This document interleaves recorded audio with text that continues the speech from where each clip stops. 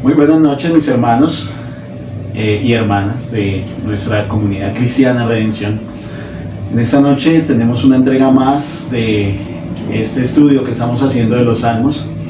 Y hoy, para mi gran bendición y pláceme, estoy acompañado de mi hermano Wilmer Perilla.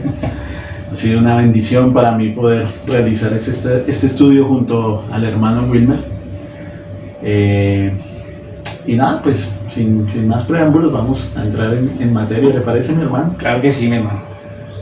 Buenas noches a todos. Perfecto. Vamos a orar, mis hermanos. Acompáñenos desde sus casas, por favor, en oración. Vamos a poner este tiempo en manos del Señor. Disponga su corazón, disponga su mente, disponga su tiempo para escuchar en esta noche la palabra de Dios. Señor, muy buenas noches. Queremos disponer de este tiempo junto con mi hermano y mis hermanos y hermanas, Señor, que están del otro lado, para poder entrar en tu palabra. Ese Salmo número 18, Señor, que ha traído tantos desafíos a nuestro corazón, tantas verdades que están ahí escritas, Señor, que muchas veces confrontan nuestras propias vidas. Te pido en esta noche que ilumines nuestras mentes con tu Espíritu, Señor, que podamos llevar estas palabras de tu Escritura, Señor, conforme el Espíritu las inspiró. No queremos decir en esta noche, Señor, cosas contrarias a tu palabra. Guárdanos de ello, por favor. Te pido que en todos los que estén escuchando venga este sentir, no solamente de oír y atesorar esta palabra, sino también de ponerla por obra. Te suplico, Espíritu de Dios, que ministres los corazones, que hables a las necesidades, Señor, de cada uno de mis hermanos y hermanas en esta noche. Que primeramente nosotros seamos instruidos junto con mi hermano Wilmer, pero que también podamos, Señor, en esta noche dar de lo que tu palabra tiene para darnos, Señor. Abre para nosotros, Señor, este tesoro, como lo dijera el Señor Jesús, tu Hijo, y danos, Padre, de ese manantial precioso de aguas, para que podamos no solamente refrescar nuestras vidas, sino también ser alimento para aquellos que han de pedir razón de nuestra fe, como lo dice tu misma palabra. Bendícenos, ayúdanos, Señor, y guárdanos en esta noche. Te lo suplicamos en el bendito y precioso nombre de nuestro Señor Jesús. Amén. Amén, mi hermano. Bueno, quiero, mi hermano, que por favor nos ayude con la lectura. Este es un salmo bastante largo, ¿no? Sí, bastante largo, que de hecho, por falta de tiempo, solo vamos a hacer el estudio hasta el versículo 24. El próximo jueves terminaremos el capítulo. ¿Es así, mi hermano? Sí, se nos dio esta gracia especial de poder hacerlo en 2 jueves. Entonces, bueno, voy a leer entonces. Espero que ya tengan el Salmo 18 en sus Biblias, entonces lo voy a leer. Te amo, oh Jehová, fortaleza mía, Jehová, roca mía y castillo mío y mi libertador. Dios mío, fortaleza mía, en él confiaré. Mi escudo y la fuerza de mi salvación, mi alto refugio. Invocaré a Jehová, quien es digno de ser alabado, y seré salvo de mis enemigos. Me rodearon ligaduras de muerte y torrentes de perversidad me atemorizaron. Ligaduras del Seol me rodearon, me tendieron lazos de muerte. En mi angustia invoqué a Jehová y clamé a mi Dios. Él oyó mi voz desde su templo y mi clamor llegó delante de él a sus oídos. La tierra fue conmovida y tembló, se conmovieron los cimientos de los montes y se estremecieron porque se indignó él. Humo subió de su nariz y de su boca fuego consumidor, carbones fueron por él encendidos. Inclinó los cielos y descendió, y había densas tinieblas debajo de sus pies. Cabalgó sobre un querubín y voló sobre las alas del viento. Puso tinieblas por su escondedero, por cortina suya alrededor de sí, oscuridad de aguas, nubes de los cielos. Por el resplandor de su presencia sus nubes pasaron, granizo y carbones ardientes. Tronó a los cielos Jehová, y el Altísimo dio su voz, granizo y carbones de fuego. Envió sus saetas y los dispersó, lanzó relámpagos y los destruyó. Entonces aparecieron los abismos de las aguas, y quedaron al descubierto los cimientos del mundo. A tu reprensión, oh Jehová, por el soplo del aliento de tu nariz. Envió desde lo alto, me tomó, me sacó de las muchas aguas, me libró de mi poderoso enemigo y de los que me aborrecían, pues eran más fuertes que yo. Me asaltaron en el día de mi quebranto, mas Jehová fue mi apoyo. Me sacó al lugar espacioso, me libró, porque se agradó de mí. Jehová me ha premiado conforme a mi justicia, conforme a la limpieza de mis manos me ha recompensado, porque yo he guardado los caminos de Jehová. Y no me aparté impíamente de mi Dios, pues todos sus juicios estuvieron delante de mí, y no me he apartado de sus estatutos. Fui recto para con él, y me he guardado de mi maldad. Por lo cual me ha recompensado Jehová conforme a mi justicia, conforme a la limpieza de mis manos delante de su vista. Amén. Amén, qué palabras, ¿no? Las de ese salmo, es increíble. A manera de introducción, pues tenemos que decir que este salmo es idéntico, y de pronto si ustedes lo leyeron de la Reina Valera se darán cuenta que este salmo es idéntico al capítulo 22 de Segunda de Samuel. La introducción que nos da aquí al músico principal, Salmo de David, es el versículo 1 incluso, ¿cierto? De Segunda de Samuel 22. Seguramente fue compilado por alguno de los escribas posexílicos, todos los que compilaron los salmos. Esdras se dice que fue también uno de los que ayudó a compilar todos los salmos en los 4 libros que tenemos de los salmos. Seguramente lo tomaron como parte de un cántico que fuera expresado de manera corporativa, ¿no? No era tanto algo que era exclusivo de David, sino que ellos lo tomaron para que fuera un cántico para todo el pueblo. Seguramente se compiló de esa forma. Dentro del Salmo encontramos varias estructuras diferentes, hay más o menos unas 8 estrofas, pero que no están bien divididas entre sí. Y algo particular que hay que notar dentro de este salmo es que, a pesar de que es una cuestión histórica que encontramos en los libros o en el libro de Samuel, debemos verlo o estudiarlo como si fuera un poema, ¿sí?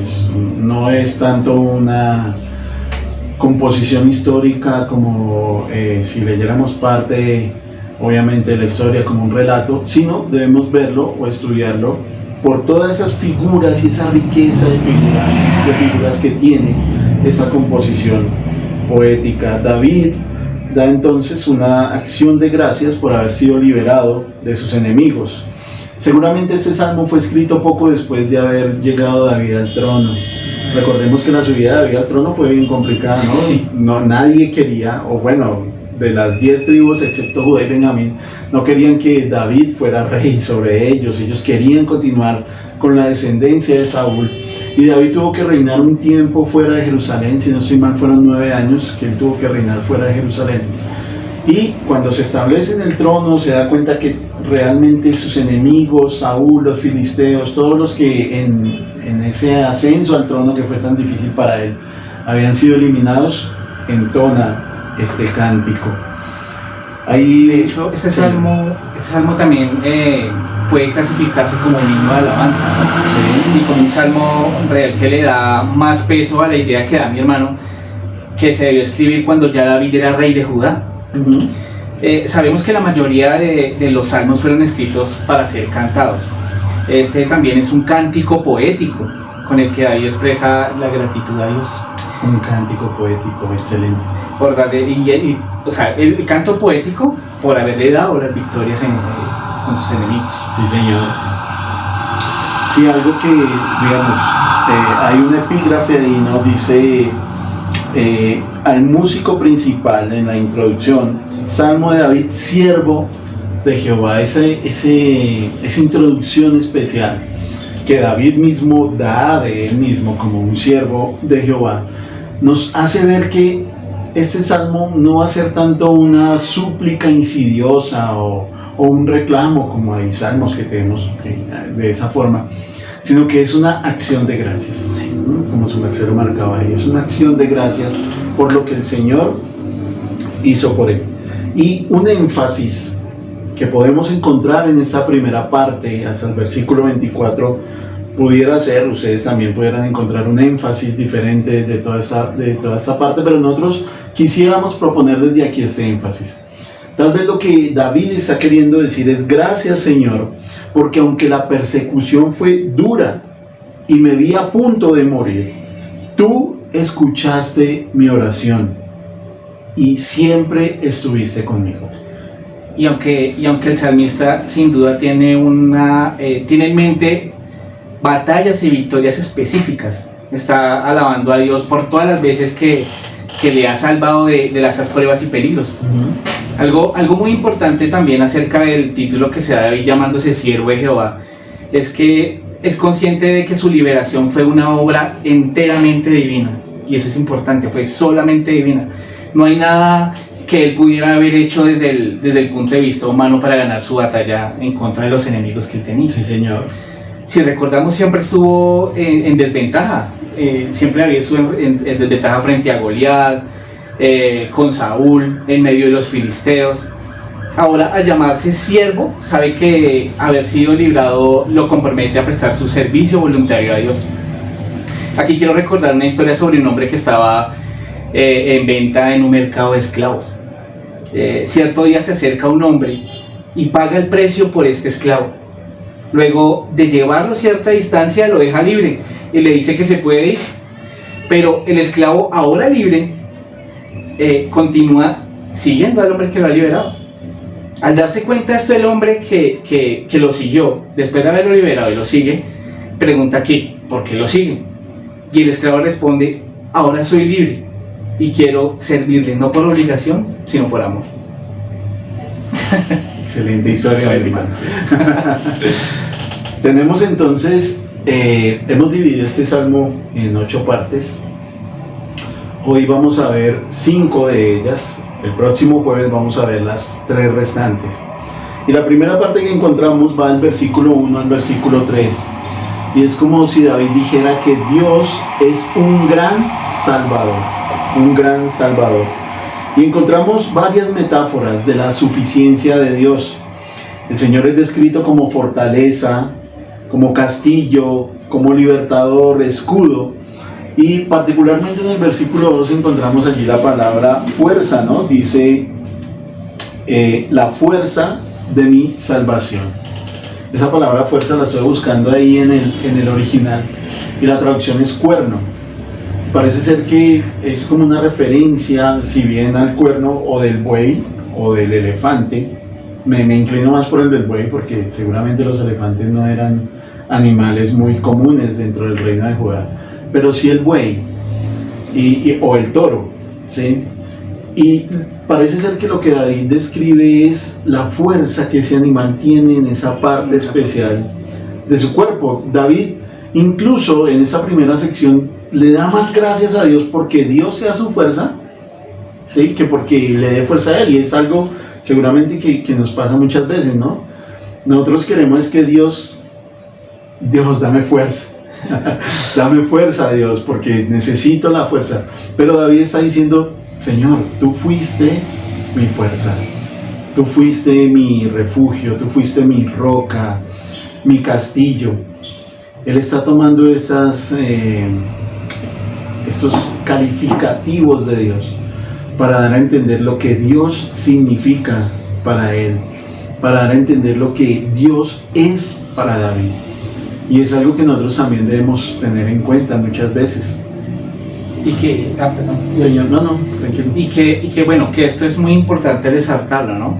Y aquí, en esta parte, quisiera hacer una breve aplicación. Muchas veces nuestras peticiones buscan que Dios nos dé a nosotros las capacidades, como usted lo decía, que nos dé la fuerza, que nos dé las capacidades que permitan que enfrentemos los problemas casi que por nuestra cuenta, ¿sí? Queremos vivir independientemente de Dios, y esto obviamente hace parte de nuestra naturaleza caída, nuestra naturaleza pecaminosa. Pero en realidad la oración debería ser la mayor expresión de dependencia de Dios. Lo mejor que puede pasarnos como creyentes es tener carencia de capacidad. Como dice el Señor, como le dice el Señor a Pablo: bástate de mi gracia, porque mi poder se perfecciona en la debilidad. Es como la relación que hace con la fortaleza y la confianza que David tenía en el Señor.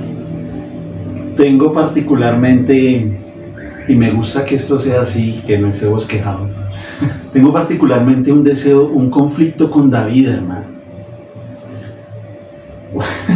O sea, David escribe unas cosas tan preciosas, hermano, pero cuando uno lo ve al hombre, ¿sí me entiende?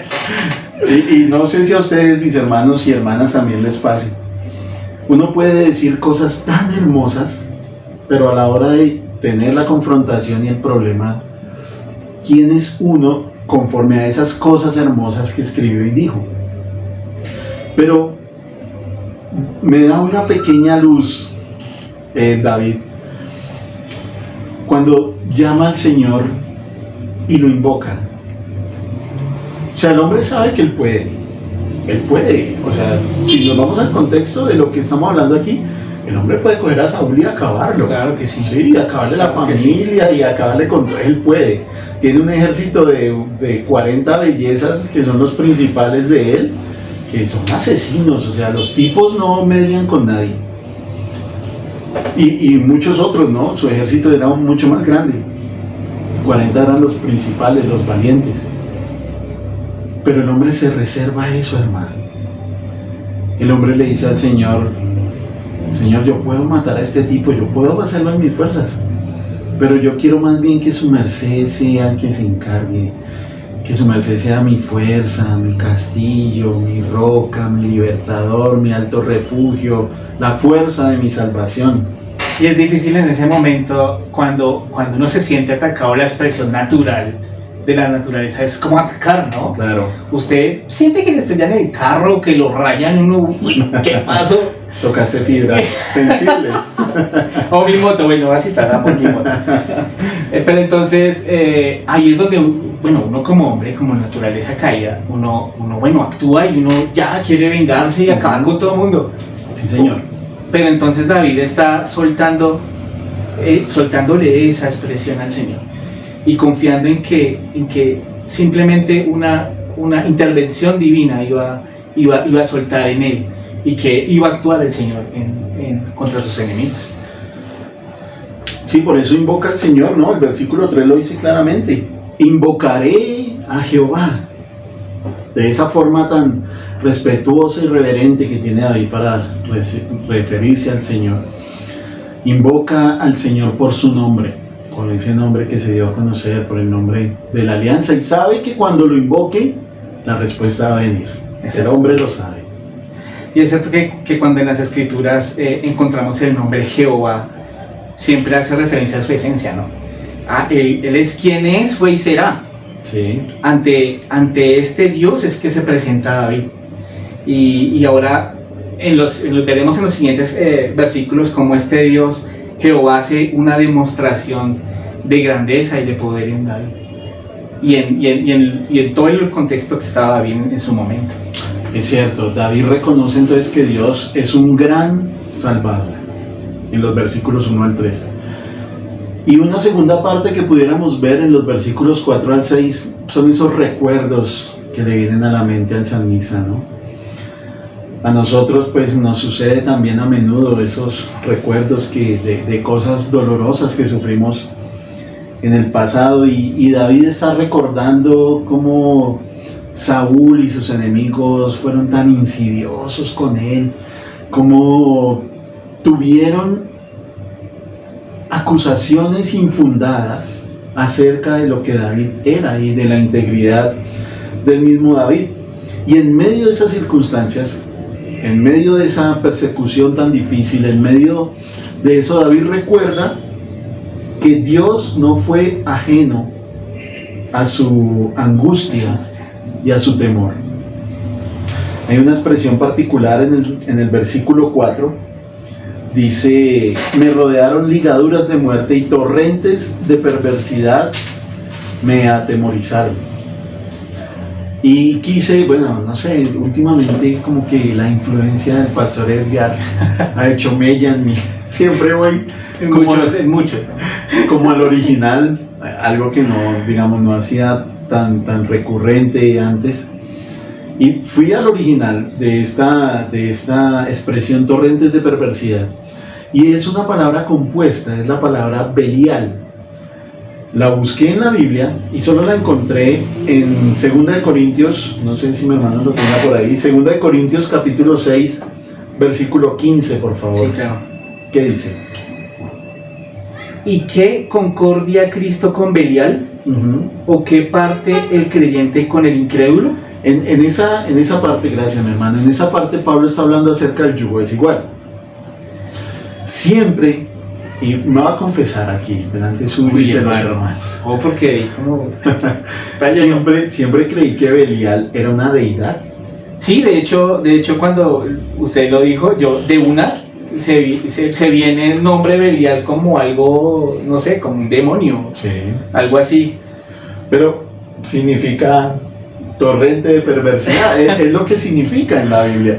Y básicamente lo que el apóstol Pablo está diciendo es, allí en 2 de Corintios, es qué concordancia tiene Cristo con la impiedad o con la perversidad, ¿sí?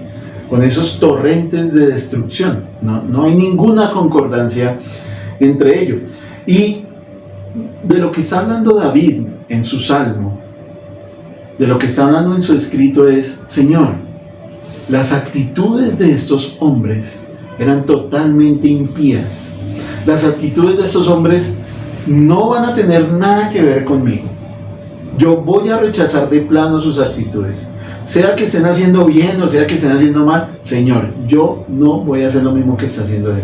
Y fue parte, digamos, de lo que David hizo siempre en vida con Saúl, ¿no? Sí. Que nunca, jamás se atrevió a levantarle la mano a Saúl, que es algo que nos va a recordar más adelante. Y hay algo que hizo más difícil el sufrimiento de David mientras lo perseguía a Saúl y es como mi hermano lo expresa. La carga de impiedad en Saúl y sus acciones que buscaban su muerte injustamente por motivos de envidia y celos, ¿no? Sí. Creo que hay una alusión a Cristo aquí y sabemos que sabemos que David es un tipo de Cristo. Y en este pasaje lo vemos ya que el justo es perseguido por los injustos. También quiero poner sobre la mesa el hecho de que como creyentes enfrentamos diversos sufrimientos. Pero los más seguros son los que vendrán por la oposición de los incrédulos, ¿no? O sea, los incrédulos a nuestra fe. Sí, señor. Creo que usted, mi hermano, creo que esta semana, de todos sus estados particulares que utiliza, hubo uno en especial que colocó, creo que la semana pasada, que lo vi, me pareció impresionante, que decía así, era una imagen, decía, si digo ser creyente y no hay a mi alrededor impíos burlándose de mi fe, entonces debo preocuparme. Ah, sí, eso es de Adrian Rogers. ¡Qué locura! Y yo me quedé pensando, yo buscando un impío que se burle de mi alrededor. Y es cierto, mientras más crezcamos en santidad, más sufrimientos vamos a tener por causa de Cristo. Sí, es cierto. Bueno, en esta parte de estos recuerdos de David, me gusta mucho el versículo 6, dice, en mi angustia invoqué a Jehová y clamé a mi Dios. Todo el mundo sufre de esa incertidumbre, ¿no? Estaba hablando el otro día con un chico acerca de la incertidumbre que evidenció en nuestros corazones la pandemia. No sabíamos qué iba a pasar, no sabíamos cuándo se iba a acabar, no sabíamos nada, exacto, nada, absolutamente nada de eso. Y todo el mundo, tanto creyentes como incrédulos, tienen esa incertidumbre en el corazón todo el tiempo de no saber qué va a pasar. Pero creo que el creyente tiene un sufrimiento adicional, y es no solamente saber, o mejor, no saber qué va a pasar, tener esa incertidumbre, sino no saber si Dios lo está escuchando o no, hermano. O sea, a veces uno clama al Señor, Dios mío, estoy en esta situación, tengo este problema, tengo esta enfermedad, tengo este dolor. Pasan los días, no hay respuesta, muchas veces pasan los meses y no hay respuesta. Y el problema de la incertidumbre deja de ser un problema para uno. Y el verdadero problema es, Señor, su merced, ¿sí me está escuchando o no? Mi oración sí está llegando delante suyo. O sea, ¿la estoy haciendo de manera correcta? Perfecto. Hay algo que está mal en mí porque su merced no me está oyendo. Es increíble. Y dice el resto del versículo, que creo que es lo que me parece más espectacular de todo esto. Él oyó mi voz desde su templo y mi clamor llegó delante de él a sus oídos. El Señor le oyó. El Señor oyó a David. O sea, más que todas las cosas, más que todas las cosas, más que los sufrimientos, los dolores, David se podía parar a dar testimonio y decir, miren, a mí me pasó esto, pero algo que el salmista tiene claro es que Dios lo oyó. Y pues hay que tener en cuenta también que como mi hermano lo explica, en un tiempo de angustia el tiempo de oración es importantísimo, ¿no? Como lo expresó David. Sí, Señor. Es lo que nos lleva al trono de su gracia. Y hermano, en esto yo pensaba mientras hacía el estudio, que es un gran privilegio que tenemos nosotros tener un trono de gracia donde acudir en busca de gracia. O sea, nosotros tenemos ese privilegio de poder directamente comunicarle al Señor nuestras necesidades. Y bueno, independientemente de lo que decía David, el Señor oyó. A veces nosotros entra la incredulidad por eso, porque no sabemos si el Señor está escuchando o creemos que no está escuchando, pero a veces el Señor para nuestro bien. Sabemos que todo lo que pasa al creyente es para nuestro crecimiento y para moldear nuestro carácter.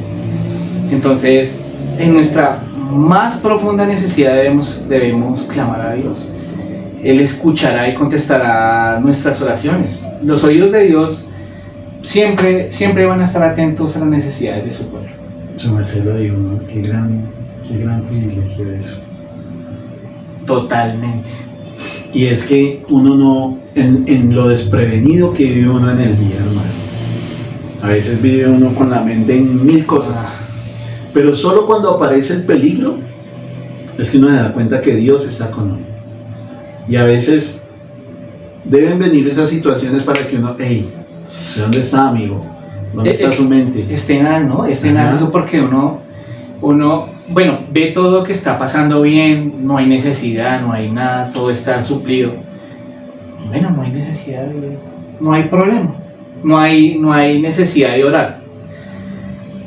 Pero entonces nosotros no hemos visto que el Señor tiene que jalarnos en ese momento y sacudirnos, y como dice el hermano, tiene que pasar algo malo para que nosotros, ¿qué pasó? Y es la forma de que el Señor como que llama nuestra atención, y debería en nosotros también, el bien en nosotros, llevarnos al Señor, así como como lo que nos pasa fuerte, que el Señor permite que nos pase fuerte, nos lleva al Señor. El bien y la bendición también debería llevarnos al Señor, todo debería apuntarnos a Él. Y eso es lo que a veces se nos olvida, cuando estamos, como dice mi hermano, a veces estamos embolatados, ocupados, y se nos olvida de ese gran Dios que nos ha cuidado y nos ha llevado hasta ahí. O sea, no vemos el privilegio tan grande que tenemos de asistir a una iglesia, y de que es algo tan simple y que parece simple, ya, como un carro y voy hasta allá. Pero no vemos ese privilegio tan grande que el Señor nos ha permitido de reunirnos como hermanos. Y eso a veces lo pasamos. Nos falta que nos zarandeen para que podamos reaccionar. Bueno, bendito sea Dios por eso. Y precisamente algo de lo que acaba de decir el hermano Wilmer es la sección que viene a continuación, ¿no? Los versículos 7 al 15, que hemos titulado La ira de Dios. Terminamos esta sección anterior, la de los recuerdos, con esa declaración de que David oyó su oración y la respuesta de Dios vino. Y vino de la manera sobrenatural más terrible que veo en algunos de las descripciones de los salmos de David. Él habla acerca de terremotos, tormentas, el humo que sale de su nariz, que es una prueba clara de la ira de Dios y lo remarca, porque lo habla no solamente en el versículo 8, sino en el 15 también. Habla de lo mismo, de esa furia, ¿cierto? Que está haciendo una referencia, no recuerdo muy bien, creo que era con el hermano Artus, por allá en el Salmo 16, si no estoy mal, que hace también una referencia al humo que sale de la nariz, haciendo esa connotación especial a la furia del animal, ¿cierto? Cuando está ya a punto de atacar. Y toda esta serie de referencias que está haciendo David acerca de la ira de Dios son tomadas directamente de lo que él leyó en el Pentateuco, ¿sí? Que era algo, digamos, de lo que hablábamos en la preparación de este salmo. Todas las figuras que uno debe tomar para referirse al Señor o a sus acciones deben ser autorizadas por la misma Escritura. No sé si recuerda su merced, hace unos meses ya, que nos enseñaba nuestro hermano Faber acerca de los atributos. Y él tomó una parte para hablar acerca de la tipología, haciendo referencia a los tipos de Cristo. Y algo de lo que él remarcaba allí era que todos los tipos de Cristo deben ser autorizados por la misma Escritura, ¿sí? Un ejemplo, y con respeto delante del Señor lo digo, el río Jordán es un tipo de Cristo porque, no sé, un ejemplo, corre y sella los pecados. Algo loco que estoy diciendo. Pero alguien pudiera decir que es un tipo de Cristo por eso, pero los tipos o las referencias o los símbolos o todo lo que hablemos de Dios debe estar autorizado por la misma Escritura. Y es lo que David está haciendo. Él está tomando todas estas referencias, hablando de los terremotos, de las inundaciones, de los rayos, de todo eso que está hablando ahí en esta sección, referente a la manifestación que Dios hizo de sí mismo en el pasado. Nosotros ya hemos hablado con anterioridad acerca de la ira de Dios, y recordemos que la ira de Dios no es ese sentimiento antojadizo, pasajero, que muchas veces nosotros podemos tener e incluso confundir con la ira de Dios, sino que la ira de Dios es esa oposición que Dios hace a todo lo que no es santo. Así es. ¿Sí? Y es lo que el Señor está haciendo en ese momento particular, o lo que David está recordando de lo que el Señor hizo con sus propios enemigos. Y estas manifestaciones de las que habla mi hermano de la ira de Dios, de las que habla la Biblia, son en la Biblia tiene varias referencias de estos eventos naturales, y cuando el Señor habla en su palabra de que Dios sacudió la tierra, y precisamente cuando Moisés bajó de la montaña y vio a los hijos de Israel adorando el becerro de oro, dice que tembló la tierra. Cuando Jesús murió en la cruz, la tierra tembló. La tierra definitivamente es de Dios, y Él podrá sacudirlo si así lo desea. Cuando la ira de Dios surja en su rostro al final de la era, la tierra temblará como nunca antes. Sí, es cierto. Y es impresionante esas referencias que hace de esos eventos naturales, ¿no? Porque pues lo relaciona, y es impresionante todo lo que David manifiesta acá. Y lo que su merced hacía referencia ahorita acerca de que la tierra le pertenece al Señor. El versículo 13 dice: tronó en los cielos Jehová, y el Altísimo dio su voz. Esa palabra Altísimo, mejor, ese nombre Altísimo que David utiliza para referirse a Dios, es el Elión, ¿no? Que es el soberano, el poderoso. Un pequeño paréntesis aquí: Dios no tiene nombres, eso lo veremos de pronto más adelante, porque nosotros no podemos ponerle nombre a Dios, siempre son representaciones de lo que Él hace, o lo que su merced decía al principio acerca del nombre de Jehová, de lo que Él es, pero un nombre particular en Dios no podemos encontrar. Pero bueno, eso ya, cierro paréntesis y lo damos ahí ya para después. Otro tema. Todas esas figuras entonces y esas manifestaciones que David está hablando en esta sección, recuerden versículos 7 al 15, acerca de la ira de Dios. Todas estas manifestaciones son importantes de entender. ¿Por qué? Porque el hombre natural ve de pronto un relámpago, un volcán, un granizo de fuego, lo que sea, un terremoto, y puede asumir que son cuestiones de la naturaleza. ¿Sí? La ciencia dice, los terremotos ocurren porque la placa tectónica, bla, bla, Se bla. mueven, Sí, exacto, se los acomodan, continentes y tal. que la falla de San Andrés. Perfecto. Pero el Hijo de Dios debe entender que estas manifestaciones hablan, su merced lo decía ahorita, de que la tierra le pertenece a Dios. Así es. ¿Sí? Y de que no solamente le pertenece, sino que gobierna sobre ella. Así es. Y es lo que David está entendiendo en esta sección. ¿Sí? Y hay un aspecto particular, porque David está hablando, quiero que me acompañen, pero la costumbre. Porque él está hablando dice, el versículo 10, cabalgó sobre un querubín y voló sobre las alas del viento. Y es bien particular que en el mismo versículo David, o bueno, en la misma expresión David utilice a los querubines y al viento. ¿Qué es lo que quiere decir allí? Está diciendo que no solamente los elementos irracionales, como el viento, el mar, los relámpagos, la tierra, obedecen a la soberanía de Dios, sino que también los agentes racionales, como los ángeles, en este caso particular, los querubines y los hombres, obedecen también a la soberanía de Dios. Sí, decía Carlos Marx, perdóneme que tome este apunte de este hombre tan... Pero decía que lo que hizo el cristianismo fue agrupar todos los dioses en uno. Que en la antigüedad, decía él, no sé, había un dios para la lluvia, un dios para la cosecha, un dios para el sol, un dios para el terremoto, la luna, en fin, ¿sí? Y que, obviamente, como no se puede entrar a negociar con un terremoto, ni con la luna, ni con la cosecha, ni con la lluvia, ni nada de eso, entonces se personificó eso y se dijo, hay un Dios en esto, clamémosle a ese Dios, roguémosle a ese Dios y la cosa va a ir bien. Y Carlos Marx decía, sencillo, lo que hizo el cristianismo fue coger todos los dioses y lo agrupó en uno. El problema de esa idea es ¿qué hacemos cuando Dios, por ejemplo, gobierna de tal manera su naturaleza que hace descender fuego del cielo? Hace retroceder un mar, como nos está diciendo ahí.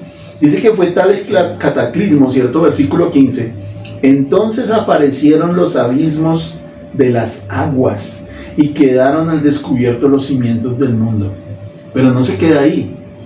Sigue diciendo, y va a decir la causa de esto. A tu reprensión, oh Jehová, por el soplo del aliento de tu nariz. Entonces el hombre natural puede decir, no, eso hace parte de la esencia o de la naturaleza o de los movimientos, o en fin, pueden decir lo que quieran. Pero la Biblia es clara cuando nos dice, esto sucede por la reprensión del Señor.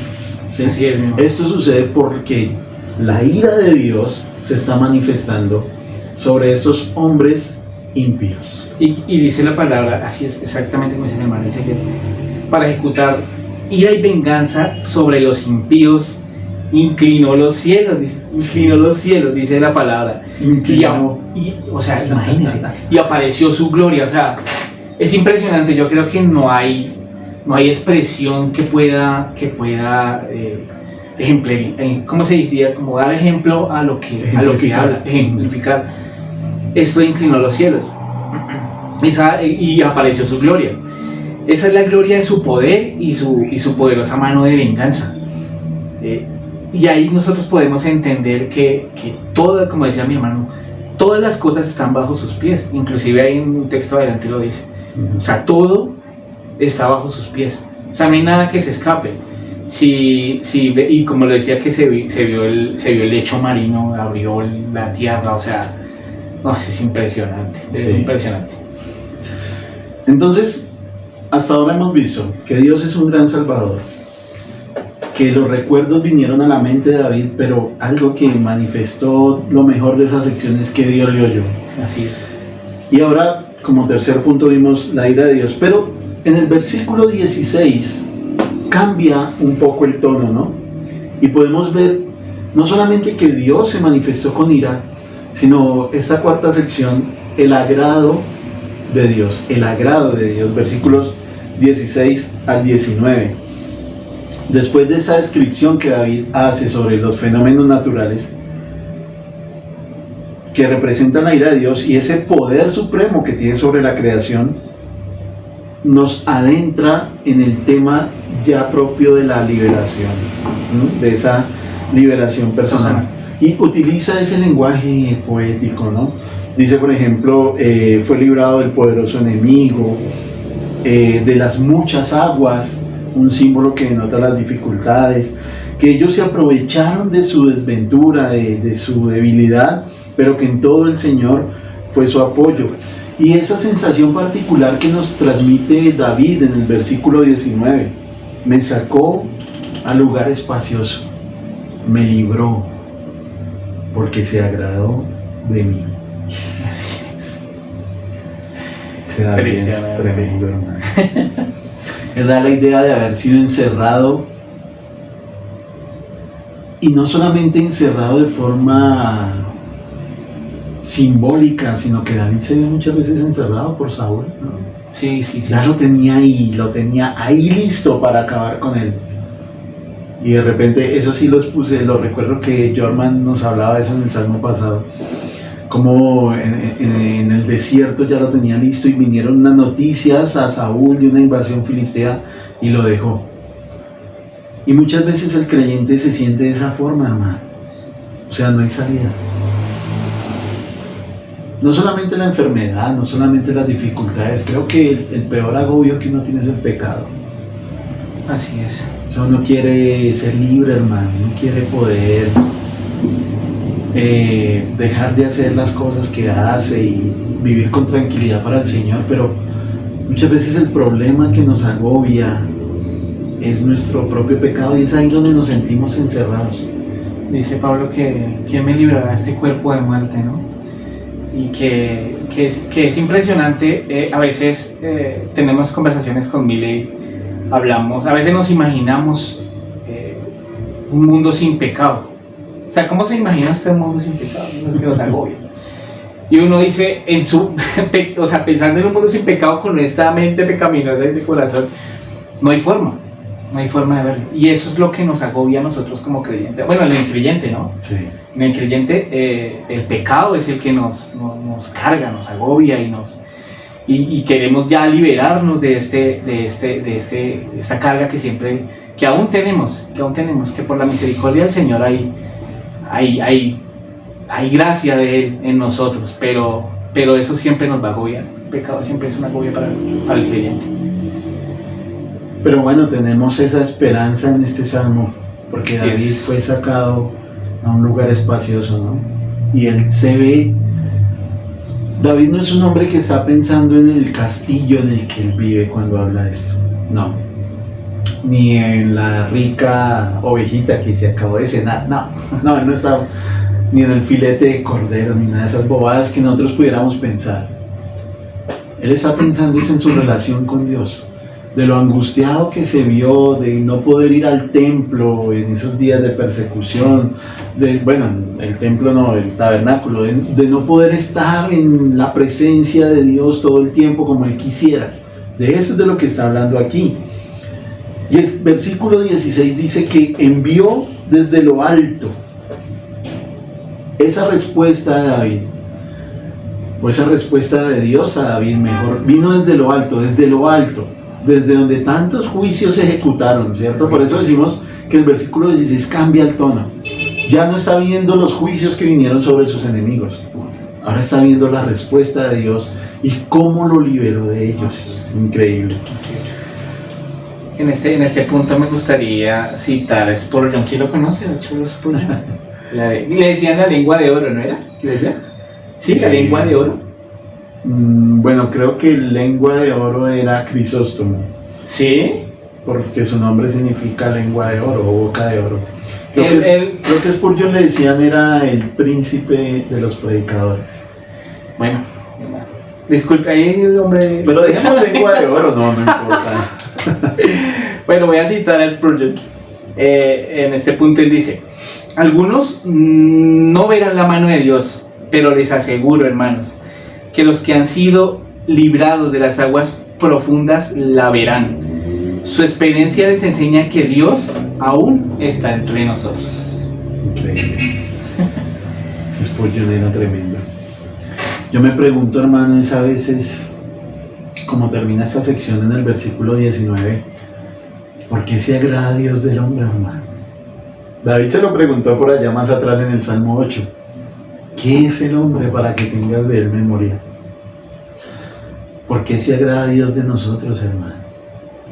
O sea, ¿Quién nos ve? Cristo. Sí, Cristo. Claro, sí. Y volvemos de pronto a lo que estábamos hablando ahorita. Sí, la teología es fácil. No, la teología es sencilla. Claro. Dios ve a Cristo en mí. Dios ve la justicia de Cristo en mí. Dios ve el sacrificio de Cristo en mí. Sí. Pero tomar toda esa teología, hermano, y volverla a práctica, porque yo me veo a mí mismo y tengo que decir que no veo a Cristo en mí. Hay muchas cosas de mi vida que quisiera que no estuvieran allí, y muchos recuerdos del pasado que quisiera que jamás hubieran pasado. Tal cual. Pero, bueno, no sé qué será lo que Dios nos ve, porque nos ama como nos ama. Así es. La quinta y última sección que vamos a ver en esta noche, mis hermanos, va del versículo 20 al 24 y es la recompensa de Dios. El salmista nos va a responder a una pregunta: ¿dónde radica la rectitud del carácter y la pureza de la vida cristiana? ¿Dónde radica esa rectitud y esa pureza? Y nos responde en el versículo 21: en guardar los caminos de Dios y no apartarse como hacen los impíos de Dios. Guardar y no apartarse. Ahí radica la pureza y la rectitud de la vida cristiana. En medio de toda esta persecución y el sufrimiento que David experimentó, él jamás se atrevió a levantar su mano contra Saúl. Eso es algo que nosotros ya hemos visto, no solamente en este salmo, sino en varios salmos, y uno lo puede ver. Pudo haber buscado venganza, ¿no? Pero no lo hizo. No lo hizo. 2 veces lo tuvo ahí, ¿cierto? Incluso los hombres que estaban con él le decían: esto es del Señor. Se lo decían: el Señor lo puso en su mano, esto es de Dios. Y ya. Sí, pero no, el hombre no. ¿Por qué? Porque David tenía en alta estima el llamamiento que Dios le había hecho a Saúl como líder de su pueblo. Así es. Perdóneme, ¿he ido mucho al original en esta noche? No, mi hermano, no. No sé, tengo un aire aquí, Edgar Gómez, pero no, mi hermano, me gusta eso, me gusta. La palabra recto del versículo 23, creo que la Nueva Biblia de las Américas la traduce como íntegro. Es la palabra hebrea tamim, que significa estar completo, ¿sí? Que significa entero. Y la rectitud o la integridad, según la Biblia, es eso: tener algo entero o tener algo completo. ¿Qué queremos decir acá? Esta justicia de la que David está hablando, que él era un hombre justo, que él era un hombre íntegro, que era recto, que estaba completo, él la entiende por el momento que pasó con Saúl. Él no está diciendo toda mi vida es recta, toda mi vida es íntegra, no. Encontramos, por ejemplo, en ese tiempo que él huía de Saúl, cómo hizo cosas indebidas. Por ejemplo, tomar a la mujer de Nabal. ¿Cómo era que se llama? Bueno, se me da ahorita el nombre. Quiere mandar matar a Nabal. Pero todos saben la historia de...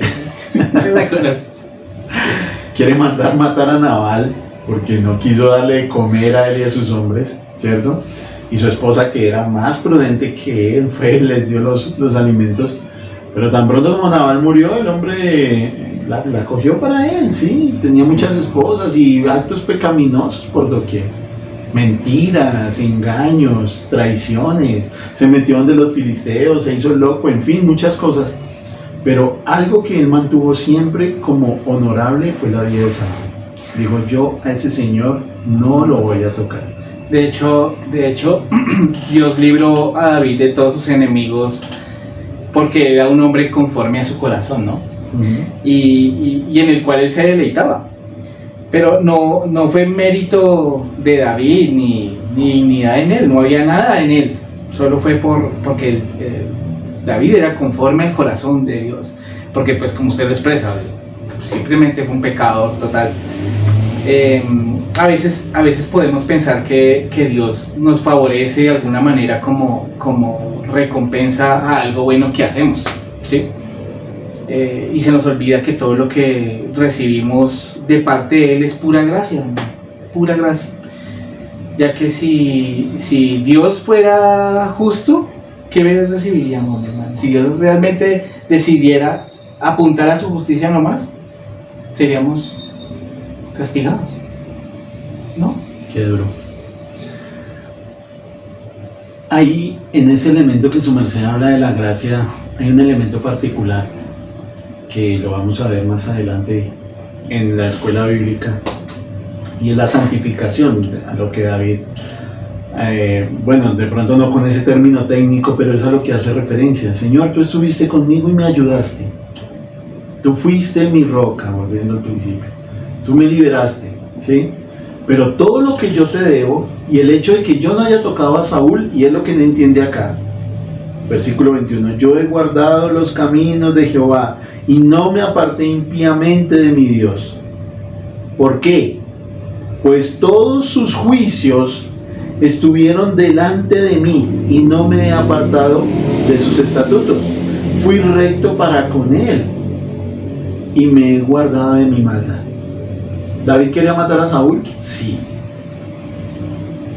¿Lo hizo? No. ¿Por qué? Porque dijo, yo no me estoy oponiendo a un hombre, sino al concepto que Dios tiene de ese hombre. Si a Dios le parece bien que ese hombre debe ser el rey, yo no me voy a oponer a eso. Es lo que está diciendo David, y es lo que él está entendiendo.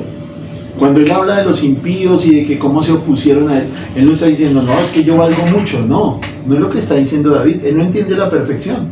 Él entiende que es el concepto que Dios tiene sobre él. Cuando, bueno, un ejemplo, cuando alguien dentro de la congregación se opone al llamamiento de un hombre, de una mujer, al liderazgo del uno, del otro, al pastorado de uno, del otro, no se está oponiendo a la persona como tal. Y es algo que debemos tener mucho cuidado. Se está oponiendo a la opinión que Dios tiene sobre esa persona, si Dios fue el que lo puso ahí. Sí, claro. Que entendemos que es así. Dios es el que llama, el que coloca a los hombres y a las mujeres en eminencia y en liderazgo, ¿sí? En servicio más que todo. Pero debemos tener cuidado con eso, porque David está diciendo, yo no me opuse a matar a Saúl porque me parecía que Saúl era buena gente. Saúl era peor que David, ¿sí? Ni me opuse a matar a Saúl porque tenía un pacto con Jonatán o porque amaba. No, porque Dios lo había establecido. Esa es de la palabra que le está hablando ahí. Yo no me aparté de lo que Dios había dicho sobre Saúl. Si Saúl era el rey, punto. Sí. ¿Quién lo puso ahí? Dios, se acabó. Por eso él siempre lo repetía, no voy a levantar mi mano contra él, ungido de Jehová.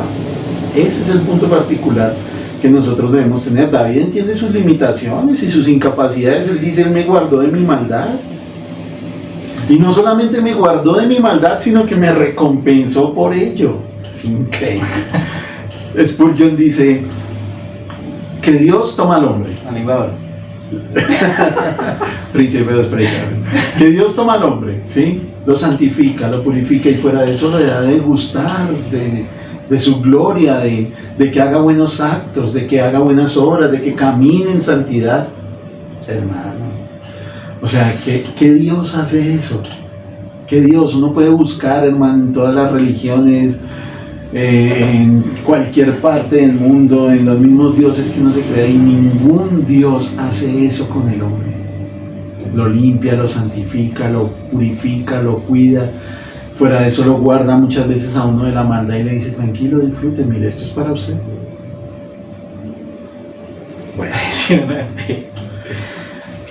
creo que eso es parte de lo que tenemos que hablar de este salmo. Y si tendríamos que hacer algunas conclusiones en cuanto a esta primera parte, es que uno no puede dejar, su merced lo dijo, ¿no? Uno no puede dejar de ver al Señor en esto, al Señor Jesús. El Señor Jesús tuvo también gente en contra, ¿no? Sí. Y lo mataron. Me gusta mucho esa parte de Hebreos donde dice que Él fue con súplicas, creo que lo anoté aquí, creo que sí. Sí, Señor. En los días de su carne ofreció ruegos y súplicas con gran clamor y lágrimas al que le podría librar de la muerte. En cierto sentido lo libró de la muerte, pero el Señor murió. Pero con todo eso fue oído a causa de su temor reverente. ¿Sí? Todos nosotros hemos experimentado nuestro propio Getsemaní. Allá, Así es. donde usted ha ido y se ha dado cuenta de que parece que no hay esperanza para usted. Pero ¿cuál es su actitud en Getsemaní? ¿O cuál es nuestra actitud en Getsemaní? Nos quedamos en el dolor, en el sufrimiento, en la vergüenza, la enfermedad, el pecado, la oposición, la persecución. Nos quedamos ahí. Porque recuerdo que el Señor sí derramó sudor como sangre, sí, es un fenómeno médico, bueno, en fin, lo que sea. Pero era tanta la angustia que él tenía que sufrió de eso. Pero se paró. Cuando él se para en la oración, él se para ya, es un hombre diferente del que se arrodilló. Él se arrodilló con una convicción: Señor, por favor, no. Pero cuando él se para ya, ¿cierto?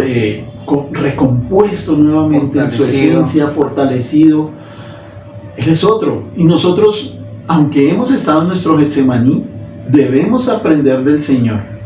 No a quedarnos en el Getsemaní, sino a pararnos nuevamente en la fortaleza de Dios. Que es lo que David está diciendo: Señor, me asaltaron el día de mi quebranto. O sea, cuando peor estaba, me cayeron.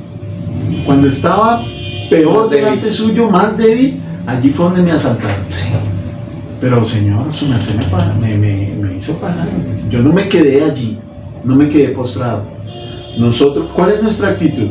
¿Cuál es nuestra actitud en las persecuciones, en la enfermedad, en el dolor, en la tristeza? ¿Podemos tener una súplica reverente como la que hace el Señor Jesús o como la que hace David en nuestro texto? ¿O no sé ni qué hago en esta iglesia, o no sé ni qué hago de cristiano, o tanto guardarme para qué, o tanto dolor para qué? ¿Esto es el Evangelio? ¿Su merced ha leído El Peregrino? Sí, claro.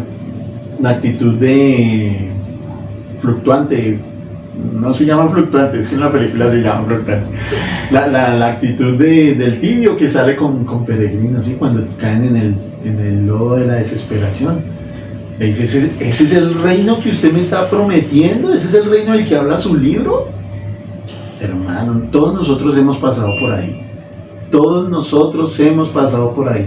Pero es hora de que, como hombres y mujeres de Dios, sí caigamos de rodillas en la aflicción, pero que podamos ser fortalecidos en Dios, como David, como el Señor, es lo importante, hermano. Yo creo que en todo esto, mi hermano, es necesario que nos tomemos el tiempo de estudiar a fondo la Escritura para medirnos según el estándar de Cristo. Y yo creo que Él debe ser nuestro modelo en todo esto, ¿no? Digamos, yo creo que ahorita en este momento hemos visto tanta cosa que se ha filtrado en la iglesia, la ideología, se ha filtrado, que pastores homosexuales, que tanto tema.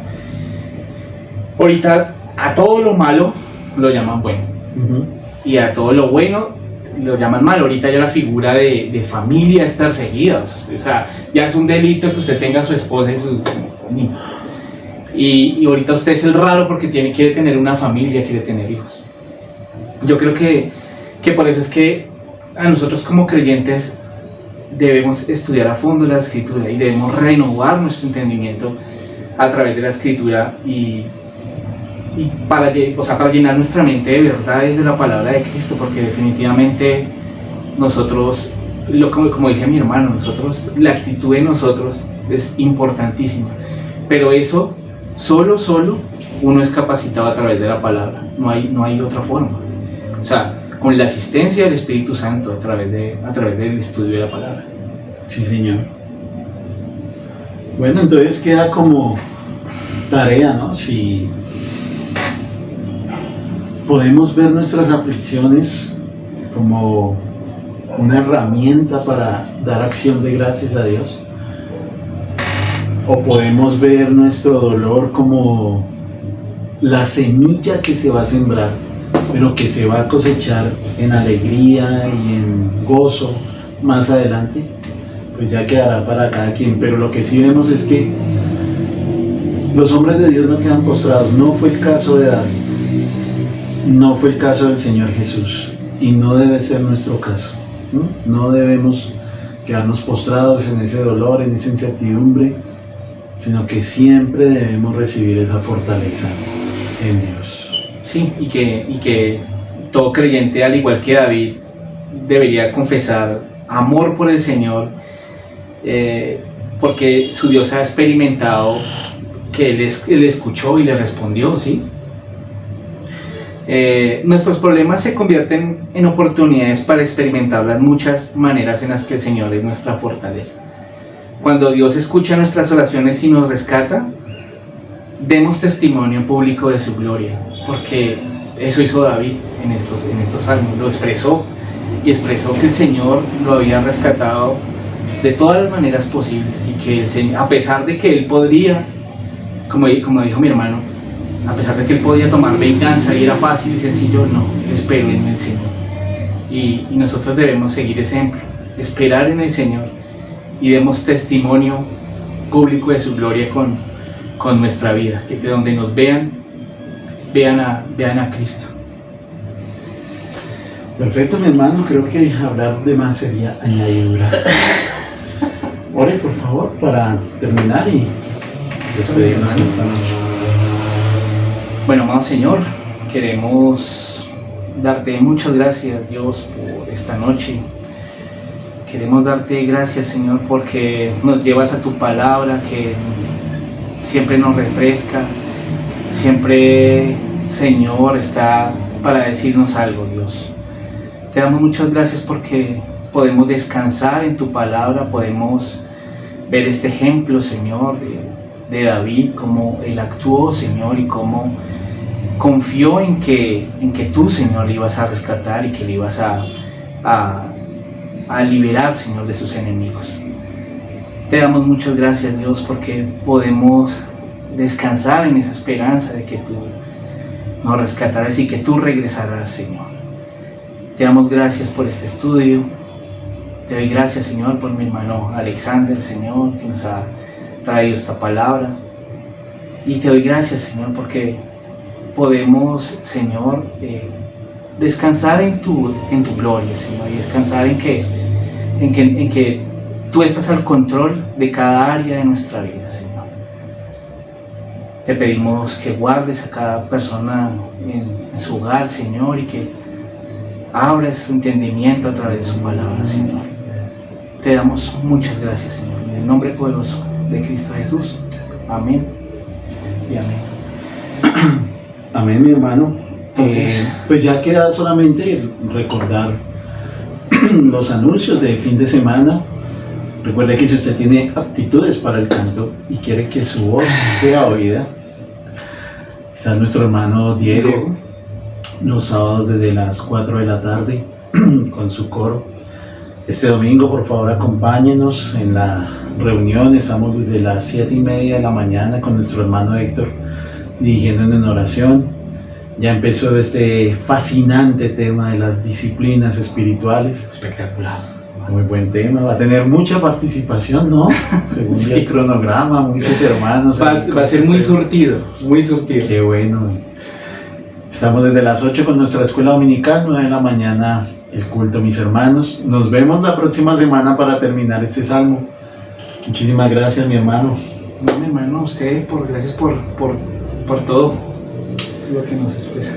Dios me los bendiga, mis hermanos. Bendiciones, hasta luego.